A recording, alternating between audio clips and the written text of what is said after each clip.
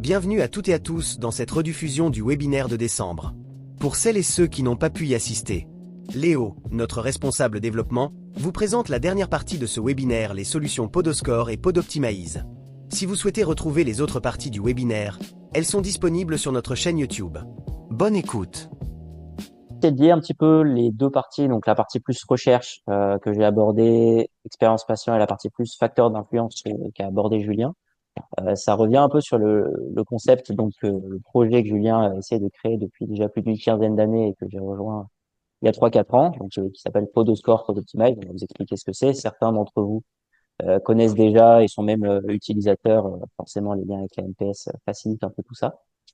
L'objectif, c'est d'essayer de vous proposer, comme on le disait au début, des outils numériques qui vous permettent de faciliter en fait cette évaluation au cabinet, l'évaluation de votre patient et l'évaluation de votre cabinet, c'est un portrait robot de votre cabinet, pour pouvoir analyser ça sans prendre du temps vous-même. Julien est un fan de tableur Excel, donc c'est sûr que quand on aime ça, on le fait tous les soirs en rentrant chez soi. Quand on aime moins, ben, on aime bien utiliser des outils qui nous facilitent le travail et qui le font à notre place. Donc, le concept Podoscore, pour commencer sur le côté plus recherche, c'est une solution qu'on a lancée là tout récemment en octobre 2025. Donc, on a pu le présenter pour la première fois au salon FNP, donc qui est une solution web pareil sur un format un peu abonnement. L'idée, c'était de rendre le produit le plus attractif et le plus abordable possible pour les professionnels, uniquement sur le côté score patient. Donc, pour le coup, là, c'est vraiment une évaluation du patient. On va mesurer en fait à partir du score Plantar Orthosis Index Elevation qu'on a expliqué tout à l'heure. Essayez de remplir en fait le questionnaire du patient, soit sur une tablette si vous possédez une tablette, un ordinateur dans votre cabinet, soit que le patient puisse carrément le faire depuis son téléphone. Donc l'objectif, c'est aussi de pouvoir le proposer sous format QR code. Vous mettez une petite affiche dans le cabinet, le patient scanne son QR code, il remplit son questionnaire en 2-3 minutes sur son téléphone. Donc ça se présente un petit peu comme ça avec le tableau que vous voyez en haut à gauche. Où en fait, à partir donc là on est sur le tableau des douleurs, sur l'intensité maximale de sa douleur, les premiers pas de la journée, etc. Le patient va cocher est-ce qu'il a aucune douleur ou des douleurs très sévères. Et selon ce qu'il va cocher, vous, sur votre interface, sur votre partie praticien, sur votre ordinateur ou votre tablette, vous allez voir directement le score du patient. Donc ça, bien sûr, le patient ne voit pas son score. Lui, il se contente de retranscrire son feedback, son ressenti pour que vous puissiez avoir le score et l'analyser, l'utiliser derrière. Donc là, on voit par exemple à droite un exemple de score patient. Là, pour le coup, ça valorise plutôt notre pratique et ça montre que le temps d'enregistrement est plutôt efficace. L'idée derrière, c'est de pouvoir communiquer un petit peu avec le patient. Donc, pour ça, on peut générer des comptes rendus par l'application. Un compte rendu automatique qui, qui est assez visuel, assez coloré. L'idée, c'est de faire une note sur 20, d'avoir des smileys, des couleurs pour que le patient, en un coup d'œil, puisse visualiser où est-ce qu'il se situait avant de venir chez vous, où est-ce qu'il se situe quelques semaines après être venu chez vous. Comme on le disait au début, il n'y a pas que la podologie qui compte, mais ça fait partie aussi de la qualité de traitement et c'est intéressant de le valoriser. Donc, il y a cette partie mesure de la qualité du travail et aussi la possibilité de digitaliser un petit peu son suivi. Beaucoup de podos avec qui on discute, notamment de l'NPS, ont plus forcément le temps de faire des contrôles de semelle parce qu'ils ont des agendas déjà surbookés et donc forcément c'est plus ces rendez-vous-là qu'on va passer. Et pourtant, ça nous intéresse quand même d'avoir un feedback du patient. Mais on n'a pas envie de prendre 30 minutes, 15 minutes pour que le patient vienne au cabinet pour se regarder dans le blanc des yeux et se dire que tout va bien. C'est toujours agréable de savoir que tout va bien et que le traitement est efficace. Mais si on peut l'optimiser dans le temps de consultation et donc derrière dans la rentabilité aussi du cabinet, ça peut être intéressant de le digitaliser. Et donc d'envoyer ce questionnaire à distance au patient pour qu'il puisse le remplir de chez lui et que vous puissiez faire cette correspondance. Donc voilà, cette application Podoscore, comme je le disais, on vient de la lancer. On a déjà les premiers utilisateurs qui fonctionnent dessus et qui nous font leur premier retour assez positif sur la simplicité d'utilisation notamment. Il y a très peu d'onglets, très peu de boutons, donc c'est assez rapide à faire. Et le but, c'est que ce soit utilisable en clinique sans que vous perdiez du temps dans votre consultation. C'est l'objectif principal. Pour aller plus loin sur le côté facteur d'influence, développement du cabinet, on avait donc notre solution initiale qui s'appelle Podoptimize, qui intègre aussi toute la partie score patient, les comptes rendus, etc., parce que c'est le cœur de notre projet avec ce développement du côté scientifique et de la valorisation du métier, mais auquel on a ajouté, plugué des modules de communication patient et prescripteur. Julien en parlait tout à l'heure, la fidélisation La prospection, c'est pas forcément des domaines qui sont faciles à aborder. C'est pas facile d'aller discuter avec des professionnels de santé qu'on n'a jamais vus. Donc l'idée, c'est d'avoir des arguments un peu plus développés que d'autres professionnels pour pouvoir discuter. Donc sur Podoptimize, il y a trois axes principaux qui sont abordés le côté quantification de la qualité de la prise en charge, donc le cœur de Podoscore, et derrière le côté plus pilotage du cabinet et communication. Le pilotage, comment ça marche? Ça va être essayer de faire un portrait robot de votre cabinet, d'analyser plein de statistiques qui se génèrent automatiquement en fonction de votre examen clinique et de l'analyse que vous allez pouvoir faire et saisir dans l'application pour que tout soit automatisé au maximum. Voilà, l'expérience patient, on en a parlé longuement au cours de ce webinaire. Le patient vient une première fois, il revient à une semaine en re-remplissant son questionnaire. Ça nous permet de quantifier son état de santé. Ah, c'est OK. Derrière, on a ce type de compte-rendu-là. Donc, sur votre écran, ça doit être assez clair, assez net, je pense. On Ouais, peut c'est voir bien. donc un smiley avec une couleur, état un peu satisfaisant. Le patient est à 4,65 sur 20. Il revient chez moi, il est à 18,4. OK, mon travail a été plutôt efficace. Et ben, je vais pas me priver de le communiquer au patient en lui imprimant son compte rendu, il repart avec, ou alors en lui envoyant directement par mail, de manière sécurisée. Et également auprès des correspondants médicaux, le kiné, le CO, le chirurgien, tout ça, je peux le rentrer dans l'application. Et derrière, ce sera envoyé par mail, sécurisé aussi, avec un espace spécifique pour le professionnel de santé, pour qu'il puisse observer un petit peu la qualité de votre travail. Au-delà du compte rendu technique, métier, que vous pouvez faire avec de la porocolorimétrie, de la bioméca, tous les outils que vous utilisez au quotidien au cabinet qui sont hyper intéressants, mais qui peut-être sont complexes à analyser. Et c'est vrai qu'ils n'ont pas toujours énormément le temps de les analyser. Une question de Dany pour... Alors, la question. Le retour après semelle sur Podoscore à distance ne fait appel qu'au ressenti, pas de quantification podométrique. Non. Là, pour le coup, notre objectif, nous, avec Podoscore, c'est d'apporter des notions qui n'existent pas en podologie, donc ce feedback patient ressenti. Donc aujourd'hui, on n'a pas de lien direct avec les plateformes de pression, la baropodométrie, etc. Notre objectif à plus long terme, c'est de pouvoir se coupler en tant qu'application web avec d'autres outils web, d'autres fournisseurs en podologie qui ont le côté baropodométrie pour pouvoir coupler les deux. Parce que forcément, on a le côté subjectif du patient, ressenti à lui, mais ce qui compte aussi, c'est le côté technique et le côté métier. Donc le score n'a pas pour objectif de remplacer vos outils, mais plutôt de le compléter. Dans le compte rendu, nous on intègre aussi une valeur podométrique qui s'appelle le Mm. CPUI. Alors je ne sais pas pareil si ça vous parle ou pas. Julien l'utilise au quotidien au cabinet. C'est une valeur que vous pouvez activer dans toutes vos plateformes de pression, peu importe le fournisseur, et qui permet d'évaluer l'appui pronateur supinateur du patient. Donc ça donne une notion plus objective et plus baropodo pour compléter ce côté subjectif. Mais vraiment, le cœur de Podoscore, oui, pour répondre à ta question, Dani, c'est vraiment surtout sur le côté subjectif du patient et du coup en complément de ce qui peut déjà être fait en rendu ou examen clinique à côté sur d'autres outils. Pour continuer donc sur ce côté pilotage du cabinet, donc là on voit par exemple une capture d'écran du cabinet, donc là on est sur l'année 2025, une partie de l'année, on voit le nombre de patients pris en charge, le nombre de prestations d'orthèse plantaire, le nombre d'orthèses plantaires réalisées, etc. Comme le disait Julien, on est pas mal axé quand même sur le côté podologie pour développer le cabinet. Donc, on s'intéresse beaucoup à ce genre de chiffres, mais il y a aussi des chiffres de soins sur tous les actes qui sont réalisés au cabinet, sur le chiffre d'affaires total du cabinet, le chiffre d'affaires par heure travaillée, qui vous permet potentiellement derrière de générer un peu le prévisionnel de votre cabinet et de pouvoir trouver des axes d'amélioration. Ça, c'est aussi des échanges qu'on peut avoir avec vous à la fois dans la formation, dans les webinaires qu'on qu'on fait là. C'est vraiment pour vous permettre d'avoir des clés pour vous aussi analyser un petit peu ces chiffres de votre côté et comment ça vous y intéresser, parce que c'est vrai que c'est pas des chiffres qu'on a facilement, mais ça permet d'avoir quand même un bon portrait robot du cabinet. Notamment les classements qu'on voit un petit peu en dessous, donc ma catégorisation de mes patients, qui m'envoie des patients, comment mes patients ont connu mon cabinet. Ça, c'est des infos qui sont intéressantes pour nous. On voit par exemple que recherche Internet dans la connaissance du cabinet en bas à droite, elle est pas très élevée. Peu de personnes viennent en ayant connu notre cabinet par Internet. Donc peut-être qu'il y a un travail à faire pour développer notre site, le référencement, etc. Par contre, au contraire, sur le côté rappel mail, SMS, on en parlera un petit peu après, on est assez efficace et nos patients renouvellent régulièrement grâce aux rappels qu'ils reçoivent et qu'on peut paramétrer pour avoir un message qui soit le plus médical possible et faire comprendre aux patients que potentiellement, il peut avoir besoin de revenir chez nous. Nous, on fait des contrôles à 1 an gratuits, avec une prise en charge dans le processus du suivi patient pour vérifier si le traitement est OK, s'il y a besoin de le renouveler ou au contraire s'il y a besoin de, enfin, s'il n'y a pas nécessité de continuer le traitement parce que la pathologie a été corrigée. Voilà. Là, on n'a qu'un aperçu assez global des statistiques qui sont disponibles dans l'application, mais bien entendu, si vous avez plus de curiosité à ce niveau-là, n'hésitez pas à nous recontacter, soit à le faire le mentionner dans le chat, soit à nous envoyer un petit mail ou un message derrière à Julien, pour qu'on puisse vous présenter un compte démo pour que vous puissiez voir vraiment tous les chiffres qui peuvent être générés grâce à l'application et la saisie au quotidien.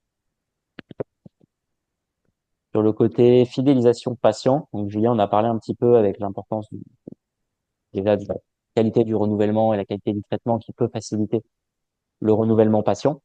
On peut vraiment aussi agir sur la fidélisation de nos patients. Nous, on valorise et on prône ce suivi individualisé et régulier. Donc, nos patients reviennent systématiquement en contrôle de semaine chez nous.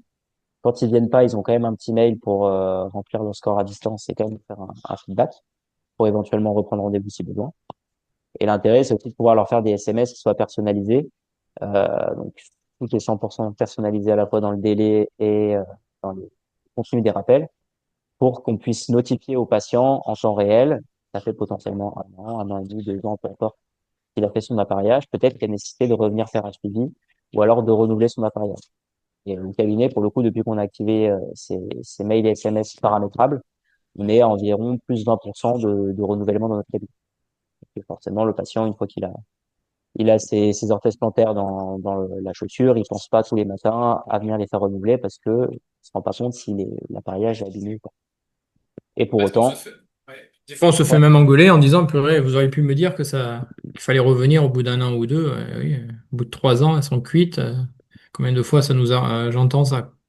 c'est pas évident pour tout le monde. Il y a des profils patients, il y en a Hmm. énormément. Il y a celui Ouais. qui est plutôt stressé et lui, vous pouvez être sûr qu'à un Ouais, an pile, c'est au millimètre. Il prend il est rendez-vous dans la salle un an d'attente. sur l'autre. Ouais. Et à l'inverse, il y a celui qui peut-être se laisse un peu déborder et il revient que quand la pathologie s'est de nouveau déclarée. Surtout si c'est des sportifs et qui font par exemple de la course à pied et beaucoup de bornes, ça peut aller assez vite. Donc Hmm. voilà. Au-delà de la méthode générale d'envoyer ce type de SMS, on l'automatise avec l'application pour que ce soit le plus fluide possible et surtout qu'on puisse travailler le message à l'intérieur. C'est pas uniquement un SMS qui dit venez renouveler vos semelles au cabinet. Il y a Hmm. vraiment un travail derrière pour essayer de faire comprendre aux patients tout l'intérêt de ce suivi et pour valoriser la qualité. Toujours dans cet objectif-là. Voilà, on a abordé les différentes fonctionnalités de Pod Optimize. Pareil, bien sur le côté tarification, la NPS étant partenaire, forcément les liens sont assez logiques avec Julien qui fait partie de la société depuis un moment. On propose 30% de réduction pour tous ceux qui souhaitent le mettre en place sur la première année, pour que ce soit mis en place le plus facilement au cabinet et aussi avec des coûts qui peuvent être mesurés. Parce que c'est sûr que quand vous utilisez différents outils, que ce soit des plateformes, des tapis, ou même des logiciels, eh ben, on a envie de mutualiser au maximum le coût et de pas avoir énormément de charges sortantes chaque année. Donc, voilà, c'est aussi un effort à ce niveau-là pour pouvoir vous le proposer de manière la plus simple possible. Et donc pour finir sur ce qu'on expliquait au tout début, on va essayer de mettre en place, là, on en rediscute avec Muriel et le bureau pour mettre en place la formation NPS. Donc pour aller plus loin sur les facteurs d'influence, préparer un peu son plan de développement. Donc on va discuter directement avec vous des axes de développement que vous imaginez ou que vous pourriez modéliser. Donc pour ça, on imaginait deux possibilités, soit une session sur Lyon en physique, c'est toujours sympa de pouvoir échanger en direct avec vous. Pourquoi pas début février, parce que c'est vrai qu'il y a un petit trou dans le calendrier NPS, donc ça pouvait se caler comme ça.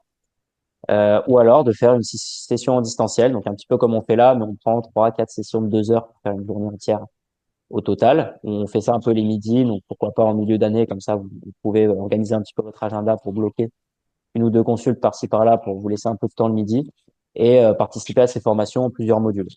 Donc voilà, on imaginait ces deux possibilités, à voir avec vous ce que vous en pensez, ceux déjà qui sont intéressés ou pas pour participer à cette formation, que ce soit en présentiel ou en distanciel, et derrière trouver le modèle qui soit le plus adapté pour que tout le monde puisse en bénéficier de la meilleure façon. Donc voilà, on est aussi enfin, on a l'agrément de PC, donc il y a aussi une prise en charge qui sera possible sur 2026 en présentiel, ça c'est sûr. En distanciel, les modalités des PC ont un peu changé, donc il faudra voir si sur du e-learning c'est possible ou pas, mais ça vous permet en tout cas de le mettre en place avec des coûts intéressants pour le cabinet. Donc voilà, merci à tous pour la participation. Je ne sais pas si vous avez des questions supplémentaires sur tout ça.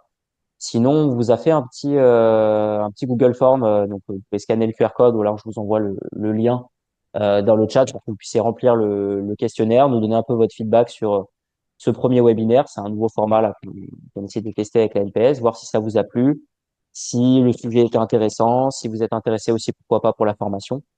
Sinon, analyser derrière les données et revenir vers Muriel et la NPS pour essayer de caler une date en fonction de ce qui vous convient. Est-ce que vous avez des questions sur tout ça?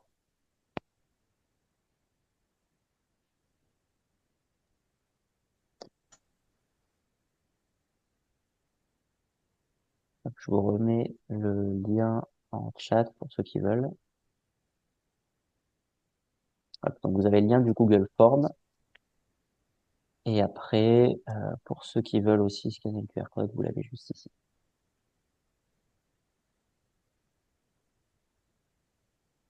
Moi, j'ai une question. Oui. Salut, bonsoir, c'est Alexis Moreau. Je voulais savoir si dans les retours patients que vous aviez, si il n'y avait pas un biais potentiel, puisque moi, ça m'arrive d'avoir des patients qui peuvent être, je sais pas, moi, frustrés, en colère du résultat qui était espéré au départ.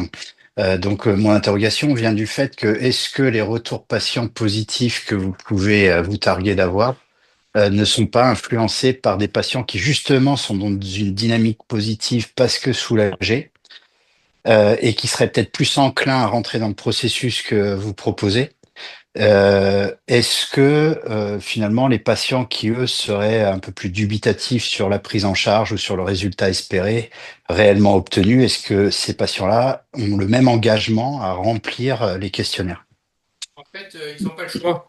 On fait partie d'un réseau avec les chirurgiens ici. Ils utilisent les questionnaires de PREMS et des PREMS en chirurgie orthopédie. Moi, je fais partie de l'hôpital Sud. Et c'est obligatoire. Donc, ça fait partie du parcours de soins. Donc, le patient qui va être pris en charge dans le cabinet, comme quand il va en chir, eh bien, il remplit son questionnaire avant et il est obligé de rentrer dans le cursus de prise en charge. Alors après, ça lui plaît pas, c'est un choix, mais comme quand on lui fait du thermoformage ou du thermosoudage, il y en a qui vont aimer, qui vont pas aimer. Bon, mais c'est des choix, mais nous, on laisse pas le choix et on les oblige à rentrer dans le cursus d'évaluation, parce qu'on leur dit c'est aussi pour vous. Nous, ça nous donne des billes supplémentaires pour mieux vous prendre en charge. Après, vous l'acceptez pas, ça c'est autre chose. Nous, de toute façon, comme on nous communique énormément là-dessus depuis des années dans le coin, ça nous permet d'avoir les prescripteurs qui nous correspondent aussi, hein. Faut pas oublier ça. C'est que quand on est dans une région, suivant les aptitudes qu'on a, on va aller développer des gens avec qui on a envie de travailler, bien sûr. Donc c'est vrai qu'on a ce réseau-là, nous. Mais le remplissage maintenant des questionnaires, moi, ce qui m'agace le plus, c'est prendre des avis Google à la couillon parce que je vais pas amener un verre d'eau ou que ce jour-là elle était mal lunée et on se retrouve avec 0 sur 5 alors que enfin je comprends même pas pourquoi elle parle de ça quoi. Donc c'est vrai que voilà, moi on impose nous dans la prise en charge, mais c'est comme quand on fait de la clinique, bon ben, moi j'impose certains mécanismes de prise en charge dans la clinique, mais parce que c'est notre savoir-faire aussi qui doit se valoriser. Après les patients est-ce qu'ils ont l'aptitude à bien remplir les choses par rapport au côté positif de la prise en charge?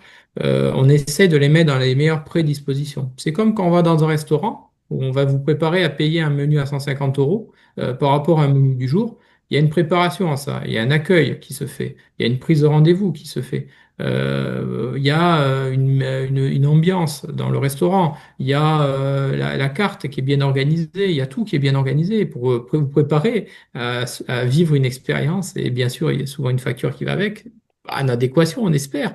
Mais voilà. Et quand on va dans un cabinet de podologie, c'est pareil. Nous, moi, je parle avec les chirurgiens ici, ils me disaient l'expérience patient, c'est ce qui est le plus important. Nous, on a 6, 7 équipes sur la chirurgie du genou, avec à chaque fois une dizaine de chirurgiens qui sont du même niveau technique. Ce qui va faire la différence, c'est leur qualité, l'expérience du patient, comment il va être pris en charge et comment la secrétaire va bien s'en occuper et le chirurgien va communiquer avec lui. Donc, c'est vrai que c'est un savoir qu'on essaie d'apporter, mais voilà, bien sûr, on les conditionne un peu, hein, les patients. Ouais, mais donc, ce qui veut dire qu'on est dans un contexte particulier de prise en charge avec un déroulé de soins qui, au cabinet, peut peut-être poser problème, je te dis, pour des patients qui vont être plus ou moins enclins à rentrer dans la démarche. C'est vrai qu'il faut les préparer un peu. Alors nous, par exemple, ce qu'on a fait maintenant, pour préparer tout ça, ce qui va nous préparer l'avenir aussi, on est rentré dans 4 écoles, en P2, P3, ça va rentrer dans les cursus de formation. Donc ça veut dire que tous les professionnels qui vont sortir de ces écoles-là vont être formés avec notre outil, notre abord au niveau prise en charge du patient, et donc préparer aussi les patients à ça et aussi les cabinets du futur avec ces outils-là. Donc c'est vrai que bah, c'est nouveau hein, quand on arrive, on est en rupture, hein, quand on apporte. Même ce qui fait peur, c'est de se faire critiquer par le patient. Parce que finalement, on se met à la disposition du patient sur des critères objectifs. Mais ça fait un peu peur au début. Moi, bon, j'ai rentré ça dans la routine, mais c'est vrai que des fois, on prend des notes, on se dit, mais qu'est-ce qui s'est passé? Le mec, il a pas mis ses semelles dans les chaussures, ça rentrait pas. J'ai raté l'étape chaussures, par exemple. Ça rentre pas dans les chaussures. Bah, il me met une note qui correspond pas parce qu'il les a pas mises, ses semelles. Mais voilà, et ça permet de relever des problématiques. Mais c'est un contexte général, c'est-à-dire que l'expérience du patient, si on ne la prend pas en compte et qu'on ne la met pas en corrélation avec notre savoir-faire quantifié de clinicien, mais aussi quantification, on passe à travers un certain nombre de notions parce que il y a l'humain qui est en face et cet humain à capter est compliqué et de plus en plus compliqué à capter. Bah, je suis bien d'accord, hein, tu sais, moi, ça fait 25 ans que je fais que Ouais, de je la sais, podo. je sais, ouais, je sais, je sais. Que même dans les formations dispensées, proposer de faire des visites de contrôle, là, tu vois, même encore aujourd'hui, avec je m'impose de faire C'est dur, hein? entre 8 et 9 consultes de visite de contrôle par jour. Donc, voilà. Non, mais ce qui m'intéresse éventuellement, c'est déjà de pouvoir, en fait, moi, extraire les visites de contrôle où, justement, tout roule.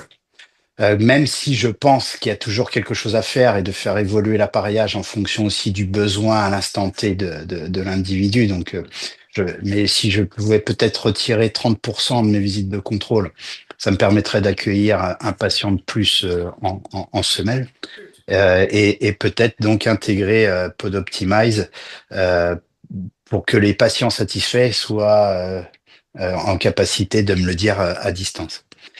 L'autre questionnement, il était, si tu veux, sur les différents suivis qu'on a pu faire en termes de quantification de fatigue, par exemple, chez certains sportifs, tu vois. Donc, sans refaire l'histoire, ça va faire, là, je suis actuellement avec 3 clubs pro, des hommes, des femmes, tous de calibre international. Et en fait, quand on faisait des questionnaires sur la fatigue ou pour l'évaluation de la surcharge en termes de quantification de stress, on avait tendance à être confronté à ce qu'on appelait dans le jargon des saucisses, c'est-à-dire que quand on leur proposait une évaluation de leur fatigue de 0 à 10, ils avaient toujours tendance à répondre 6, puisque en fait, ils se débarrassaient de ce questionnaire. Donc, est-ce que là, vous avez 2, 3 ans de recul, je crois, peut-être plus? Ouais, sur l'outil, on est à 2 ans, 2 ans et demi. Donc, est-ce que des patients qui ont déjà été confrontés la première année, est-ce qu'ils ont aussi le même entrain la seconde année? Ou est-ce que il y a, bon là, tu as augmenté l'assiette du nombre de, je crois que tu es passé de 500 à 1000, 1400, je crois. On va le savoir, je vais sortir les stats là. Justement, comme j'ai ce congrès qui arrive là, j'ai demandé à Léo de corréler un certain nombre de données et justement même de faire par rapport à avant, c'est-à-dire à 2023, on le faisait mais différemment le questionnaire. Et comme on a un nouvel outil numérique, c'est de voir ces patients qu'on a récupérés, voir s'ils ont répondu de la même façon sur un suivi de soins classique, voir si on a la même corrélation et le même suivi dans le temps. On va les avoir les données, mais là pour l'instant on ne les a pas encore assez creusées pour vraiment te répondre d'une façon affirmative par rapport à ça. Mais c'est des questions qu'on est en train de se poser qu'on n'avait pas jusqu'à maintenant dans le temps. Comme la stratégie podologique en fonction des échecs. Moi, ce qui est bien, la réussite, je suis content. Mais pourquoi j'ai 20% d'échecs à 6 semaines? Bah, ça me pose des questions. Je veux savoir quelles sont les pathologies sur lesquelles je suis en échec. Peut-être que je suis mauvais sur certains trucs. Et ça me fait réfléchir sur les mécanismes de prise en charge. Mais j'ai pas la totalité, mais on va les avoir. Là, maintenant qu'on commence à avoir du volume, 1600, ça va commencer à être pas mal. Et je pense qu'on va pouvoir vous ressortir, même à la NPS, sortir des critères qui peuvent être intéressants, nous dire ce qui peut vous intéresser. On peut aller sortir une masse de données qui peuvent être hyper intéressantes pour se réfléchir à notre quotidien et savoir qu'est-ce qu'on peut améliorer pour être encore plus performant, quoi. Mais les sportifs de haut niveau, c'est une parenthèse, parce qu'ils ont une façon d'aborder les choses. On avait créé, avec Léo, on avait créé un questionnaire sportif de haut niveau. Parce que, en fait, toutes les questions, quand on leur met les questions, c'est des questions bateaux, ils vont jamais y répondre. Monter sur la pointe des pieds, ils rigolent à chaque fois. Donc, on avait créé un questionnaire sportif de haut niveau. Et on l'a créé, mais c'est vrai qu'on l'utilise pas, parce que c'est 1% de notre patientèle ou 2. C'est pas énorme, quoi. Pour compléter ce que tu disais, Julien, salut Alexis. Alors, j'ai pas entendu toute la partie, j'ai coupé là-haut, mais j'ai entendu jusqu'à la partie réponse du sportif, où il répondait quasiment tout le temps 6 sur 10 sur l'état de fatigue, etc. Sur le côté score, donc, par exemple sur une échelle métrique comme ça, où tu l'as de 0 à 10, c'est très facile à utiliser et c'est ça qui est super. Sur le côté patient et sportif, ça va vite. Mais c'est vrai que nous, ce qu'on voulait apporter avec ce questionnaire qui à la fois fait du métrique et à la fois fait du verbal, on appelle ça une échelle de Likert, c'est un autre type d'échelle, qui permet en fait d'éviter un peu les biais, on appelle les biais inter-individuels, donc le biais du patient qui va remplir en direct son questionnaire et qui va être biaisé parce que de 0 à 10, s'il veut pas se mouiller, il va répondre 5. Ou il va répondre 6, enfin, peu importe un peu le fonctionnement. Et donc c'est pour ça que nous, on n'a pas mis de réponse intermédiaire pour le côté satisfaction, pour que le patient soit plus ou moins un peu obligé de répondre soit oui, je suis satisfait, soit non, je suis peu satisfait. Et donc, on essaye, avec ce questionnaire-là qu'on a fait évoluer plusieurs fois, de le rendre le plus simple à utiliser d'une partie, mais aussi qu'il ait quand même un sens médical et scientifique derrière quand on l'analyse, pour pas qu'on se retrouve avec des données qui soient biaisées. Même si Ouais, sur qui te de la vie moyenner, quoi. patient, il y a du biais dans tous les cas. Pour ça aussi qu'on favorise le remplissage du questionnaire du patient en autonomie, tranquille, depuis son téléphone ou depuis une tablette, peu importe, mais sans la question posée par le praticien, parce que sinon, on Hum, a direct un biais de remplissage parce qu'on lui pose la question. Je lui pose hum. la question, est-ce que tu es satisfait? Bon, de face à face, il y en a peut-être la moitié qui vont pas oser me dire qu'ils sont pas satisfaits. C'est pour ça que c'est important de le faire vraiment en autonomie du patient.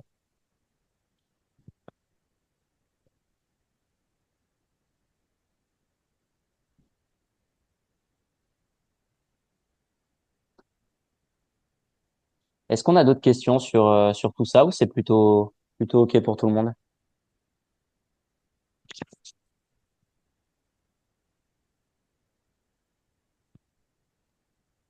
Euh, oui, moi c'est Sylvain. Ouais, salut Sylvain. Non. Du coup, ouais, salut Léo. Du coup, la question que j'avais à poser par rapport à Podoptimize aussi, est-ce qu'il y a on peut arriver à quantifier aussi en fonction, enfin, à quantifier le résultat aussi en fonction des techniques de, comment ça s'appelle, de semelles qu'on va faire. En gros, tu fais une thermo, tu fais une classique, tu fais une posturo, enfin, voilà. Est-ce que là-dessus tu peux arriver à quantifier, savoir laquelle est peut-être la plus efficace ou pas, enfin, je sais pas, comment optimiser par rapport à ça en fait.